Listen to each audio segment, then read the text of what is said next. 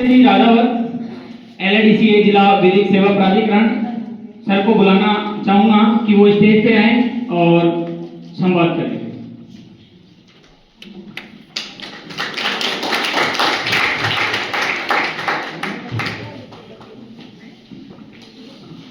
माननीय सचिव महोदय मैम, जिला विधिक सेवा प्राधिकरण, प्राचार्य महोदय और गुलशन कॉलेज के स्टाफ एवं जागरूकता शिविर में पधारे आप सभी स्टूडेंट्स को मेरा सादर नमस्कार है। और सबसे पहले तो मैं कॉलेज के स्टाफ और मैम को बहुत बहुत धन्यवाद देना चाहता हूँ कि आपने हमारा स्वागत किया और आज हमारा जैसे कि फर्स्ट टाइम ही हम लोग इस कॉलेज में आए और जागरूकता शिविर का आयोजन किया है। वैसे जिला विधिक सेवा प्राधिकरण की ओर से समय समय पर सरकारी संस्थाओं, संगठनों, गैर सरकारी संस्थाओं के साथ समन्वय स्थापित करके जागरूकता शिविर का आयोजन हम लोग करते रहते हैं। तो आज इसी सीरीज में जिसकी यहाँ आने का मौका मिला है, आप सबसे आज पहली बार मुलाकात हुई है। तो आज जो हमारे जागरूकता शिविर का जो सब्जेक्ट है वो बाल विवाह रोकथाम, मातृ स्वास्थ्य एवं जबरन श्रम से रिलेटेड है, फोर्स्ड लेबर। तो सबसे पहले तो मैं दोस्तों आपसे ये पूछना चाहूँगा, क्योंकि मैं जैसे कि जिला विधिक सेवा प्राधिकरण को मैं रिप्रेजेंट कर रहा हूँ, तो मेरी जिम्मेदारी बनती है कि मैं आपको ब्रीफ इंट्रोडक्शन पहले हमारे प्राधिकरण के बारे में दूँ और आप लोगों से ये भी जानूँ कि आप में से कोई इसके बारे में जानकारी रखता है। क्या किसी को पता है कि जिला विधिक सेवा प्राधिकरण जैसी संस्था भी है और कैसे कार्य करती है और इसके मतलब क्या कार्य करती है?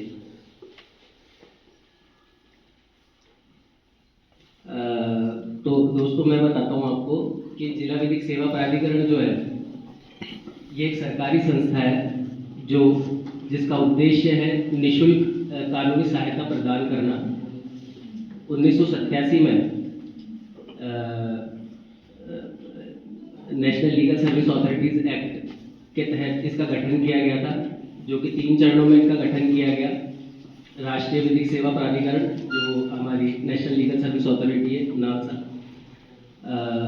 तत्पश्चात प्रत्येक प्रदेश में स्टेट लीगल सर्विस अथॉरिटी और उनके निर्देशों की पालना के लिए और जो योजनाएं वहाँ से संचालित की जाती है उनके वो प्रत्येक जिले में और लोगों तक पहुँचे, उस योजनाओं का उन्हें लाभ मिले, इसलिए उनके एग्जीक्यूशन के लिए डिस्ट्रिक्ट लीगल सर्विस अथॉरिटीज़ का गठन किया गया हर डिस्ट्रिक्ट में। तो जिला विधिक सेवा प्राधिकरण का मुख्य उद्देश्य जो जैसा कि मैंने आपको बताया कि निःशुल्क विधिक सहायता प्रदान करना है। अब निःशुल्क विधिक सहायता किस तरीके से और हम किस किस स्टेज पर जैसे प्रदान करते हैं, तो जैसे कि मैं जिस पद पर कार्यरत हूँ, मैं एक एडवोकेट हूँ और पिछले वर्ष मैं लीगल एड डिफेंस काउंसिल के तौर पर अपॉइंट हुआ DLSA में। तो हमारी भी एक योजना है, मतलब एक स्कीम है जो हमारे नालसा की ओर से चलाई गई थी, जो legal aid defence council scheme है।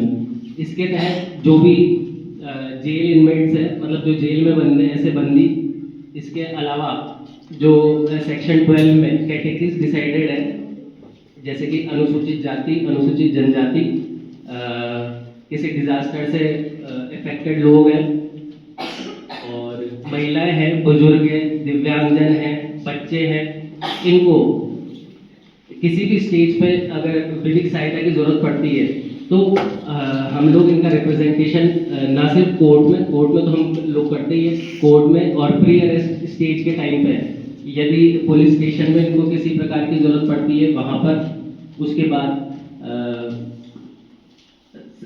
कोर्ट की कार्रवाई में किसी भी स्टेज पर जो अलग अलग स्टेजेस होती है वहाँ पर इनका रिप्रेजेंटेशन हो, इनको इनके अधिकारों का हनन ना हो और इनकी आवाज़ बुलंदी के साथ रखी जाए, इसको सुनिश्चित करते हुए हम लोग इन लोगों का रिप्रेजेंटेशन करते हैं और हमको इसके लिए नियुक्त किया जाता है। सेकेंडली दोस्तों, जैसे कि आज आप लोगों के साथ यहाँ नर्सिंग कॉलेज में हमारा जागरूकता शिविर है, तो बाल विवाह के संबंध में कानून 2006 में बाल विवाह प्रतिषेध अधिनियम 2006 लागू किया गया था, जिसके तहत बाल विवाह की रोकथाम के लिए लीगल एज डिसाइड की गई कि जो लड़की की उम्र होगी वो 18 साल से कम और जो लड़का होगा वो 21 साल से कम का नहीं होना चाहिए। अगर दोनों में से कोई एक भी अंडर एज है तो वो मैरिज भी चाइल्ड मैरिज के अंडर आएगी। ऐसा नहीं है कि दोनों ही अंडर एज होने चाहिए। अगर वधू या वर में से कोई भी एक भी अंडर एज है तो वो भी under child marriage act fall होगा। चाइल्ड मैरिज एक्ट में जो है जो पीनल प्रोविजन से जो पनिशमेंट के प्रावधान है वो भी बहुत ही हार्ड एंड वो है, क्योंकि जिस समय इस एक्ट को लागू किया गया था उस समय जो चाइल्ड मैरिज की जो रेट थी हमारे देश में वो काफ़ी ज़्यादा थी और खासकर राजस्थान स्टेट में आज भी है।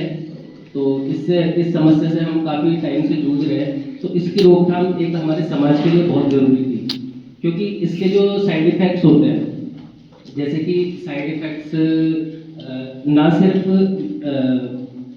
मतलब फिजिकली बल्कि मेंटली भी होते हैं, फाइनेंशियल भी होते हैं, और मतलब तीनों तरीके से ही ये आदमी जो भी व्यक्ति है जो चाइल्ड मैरिज में आया है उसकी ग्रोथ को रोक देता है। फिजिकली जैसे कि मैम ने बताया कि जो महिला है, जो बच्ची है, उसकी फिजिकल हेल्थ पे किस तरीके से असर करता है। उसकी जो मैटरनल ग्रोथ है वो रुक जाती है। मोर्टेलिटी रेट जो बच्चों की है वो, जैसे कि आप लोगों को पता है कि प्री इंडिपेंडेंस एरा में और आफ्टर इंडिपेंडेंस एरा में काफ़ी समय तक 80s 90s तक हमारी मोर्टेलिटी रेट बहुत ज़्यादा थी। अब तो मोर्टेलिटी रेट हमारी सही हो चुकी है। तो वो इसी कारण से थी क्योंकि हमारे समाज में जो ये हम कह सकते हैं रूढ़िवादी सोच और कुरीतियाँ जो हमारे समाज में व्याप्त थी, उनका ये इफेक्ट था। क्योंकि पहले के ज़माने में यही सोचा जाता था कि अगर यदि बच्ची है तो जल्द से जल्द शादी करके इसको अपने घर भेजा जाए, एक जिम्मेदारी के तौर पर कि इसको जल्दी से जल्दी शादी करके भेज दिया जाए। इस तरीके के जो ये प्रैक्टिस थी, इनको रोकने के लिए, ताकि अपना जो यूथ है, जो पीढ़ी है, वो पढ़ सके, आगे बढ़ सके, उनकी जो फिजिकल हेल्थ है, मेंटल हेल्थ है, वो अच्छी हो सके। क्योंकि एक जो नेशन होता है, एक नेशन जो राष्ट्र होता है, उसका निर्माण एक युवा पीढ़ी ही करती है। और जैसा कि आपको पता है कि अपने पूरे विश्व में सबसे ज़्यादा यूथ पॉपुलेशन हमारे इंडिया में ही है। तो इस तरीके का जो है बाल विवाह रोकथाम का कार्यक्रम हमारे ओर से इस एक्ट के तहत चलाया जाता है। और समय समय पर जागरूकता शिविर आयोजन करके गाँवों में, सरकारी संस्थाओं में, कॉलेजेस में, स्कूल्स में, आंगनबाड़ी में हमारे पैरालीगल वॉलंटियर वो समय समय पर जाकर सबको जागरूक करते हैं। और ये हमारी जिम्मेदारी भी है, क्योंकि हम तो लीगल फील्ड से जुड़े हुए हैं, तो हमारी तो जिम्मेदारी है ही। साथ में आप अपने समाज में जागरूकता फैलाने के लिए आप सब लोगों की भी ये जिम्मेदारी है कि आप अपने आस पड़ोस में या जो जिससे भी आपका अगर जैसे आपको नॉलेज में आता है तो उसकी हम रिपोर्ट करें। और इस तरीके के जो आयोजन है, बाल विवाह के आयोजन, उसमें सम्मिलित ना हो, किसी भी तरीके से उनको हेल्प ना करें, किसी भी तरीके से हम उनको एड ना करें। क्योंकि जो इसके जो पीनल प्रोविजंस है वो ना केवल बाल विवाह करने वाले पे लागू होते हैं, बल्कि ये उन लोगों पे भी लागू होते हैं जो बाल विवाह को करवाने में हेल्प करते हैं। जैसे कि पंडित हो गए और उसमें हलवाई हो गए, आयोजनकर्ता में बैंड वाले हो गए, तो ये जितने भी लोग हैं ये भी इसके अंदर एक अपराध की कैटेगरी में आते हैं और उनके खिलाफ भी कार्रवाई होती है। बराती, हाँ जी जी बिल्कुल, बराती भी होती है। मतलब आपको एक तरीके से इसमें उपस्थिति नहीं होना है। और अगर इसकी जानकारी आपको रहती है तो आपको जैसे कि चाइल्ड हेल्पलाइन नंबर है 1098, उस पर कॉल करके बताना है या जैसे कि हमारे प्राधिकरण की हेल्पलाइन है 15100, उसमें भी आप हमको सूचित कर सकते हैं। उसके उपरांत जो भी कार्रवाई होगी वो हमारा प्राधिकरण इसको सुनिश्चित करता है कि उस ओए, अलामत एक जगह बैठ रहे। और उनको रेस्क्यू किया जाए।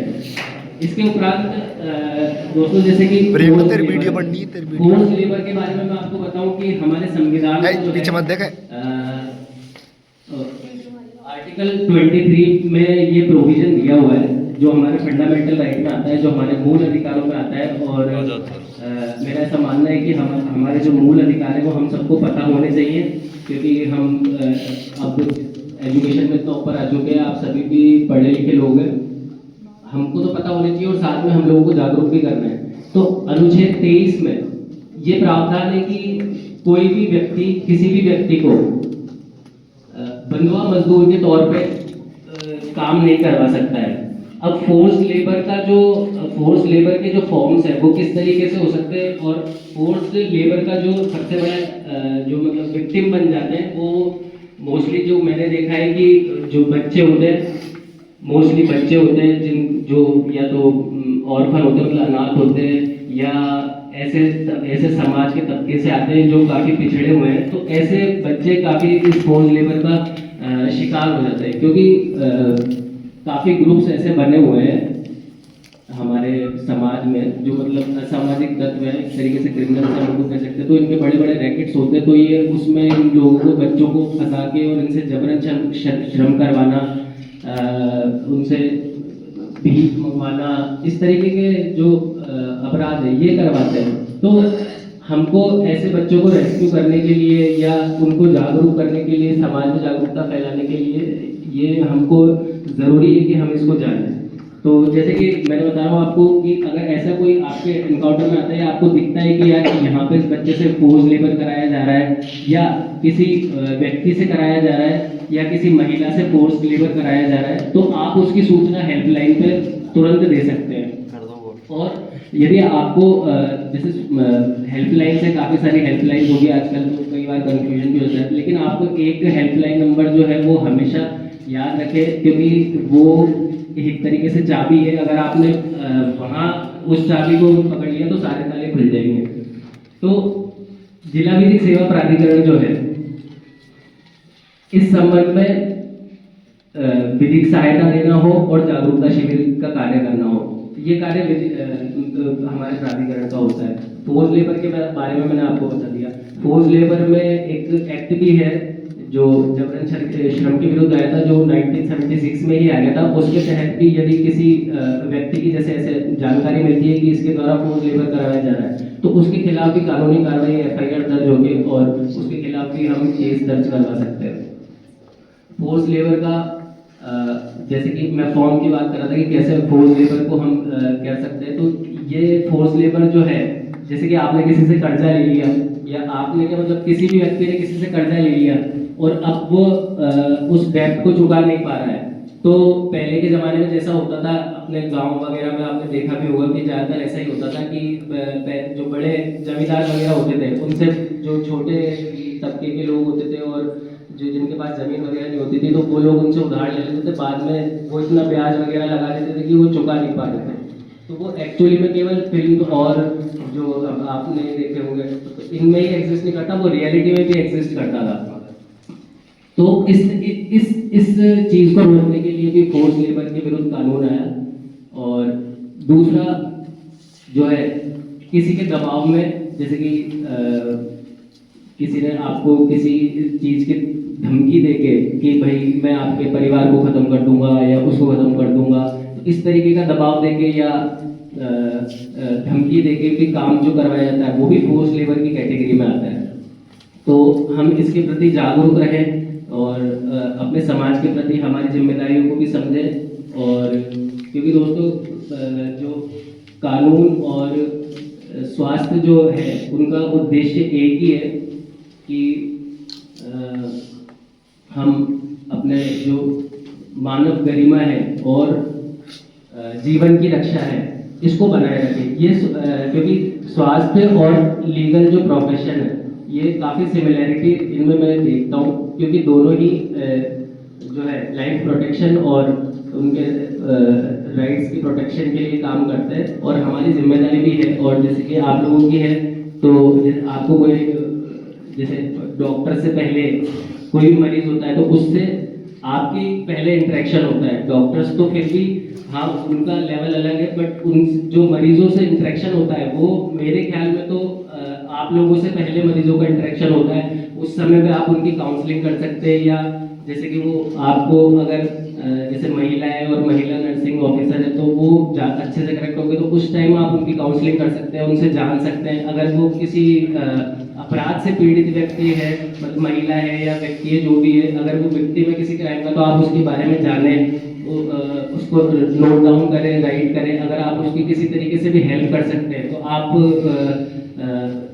प्राधिकरण की हेल्प लेते हुए उस चीज़ को आगे करें, हमें इन्फॉर्म करें। अगर ऐसा कोई आपके सामने आता है तो जैसे कि हमारी काफ़ी सारी योजना है, विक्टिम कंपनसेशन स्कीम है हमारे पास, हिट एंड रन योजना है, और एक हम ड्रग्स के विरुद्ध एक हमारी कैंपेन है जिसमें हम समय समय पर जैसे कि अभी लास्ट में अभी रिसेंट में ही हमने उस अपने जनरल हॉस्पिटल में कैंप ऑर्गेनाइज किया। वहाँ पे नशे के विरुद्ध हमारी कैंपेन है, विक्टिम कंपनसेशन स्कीम है। तो इस तरीके की काफ़ी हमारी योजना है। तो जैसे कि आप लोग अगर इस आप लोगों के समन्वय से हम और भी अच्छा इफेक्टिव काम कर सकते हैं, क्योंकि डायरेक्टली कई बार होता है कि विक्टिम या जो भी है व्यक्ति है वो प्राधिकरण तक नहीं पहुंच पाता या उसको इसकी जानकारी नहीं होती है। तो हम तो हमारी ओर से कोशिश करते ही है, पूरी कोशिश करते हैं। साथ में आप लोगों के समन्वय से भी अगर ये काम बढ़ेगा तो समाज में और जागरूकता आएगी।